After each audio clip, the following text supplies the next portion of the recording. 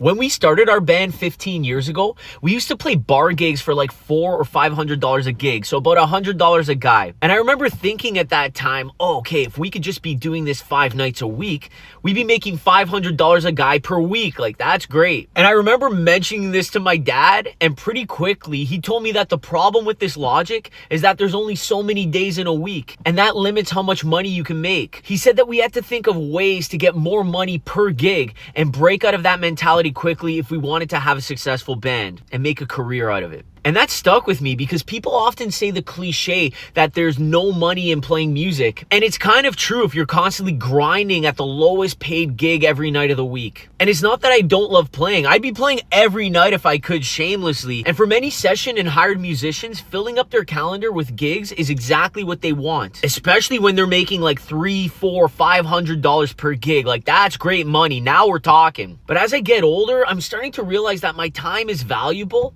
and I want to maximize what I'm making per gig. And no matter how much I genuinely love playing, there are only so many days in a week. And that gets tough after a while if you aren't making good money per show. It can become a grind. So if you've been playing for a while, it's important to look at ways to grow, whether that's by branding yourself differently, positioning yourself in new markets, or just knowing your worth and charging accordingly. There is money in music, but it takes work to get to the point where you can start raising your fees. And when you do, it'll be a game changer. So shout out to my dad on this one because that's always stuck with me throughout our career. What are your thoughts on this? Let me know down below.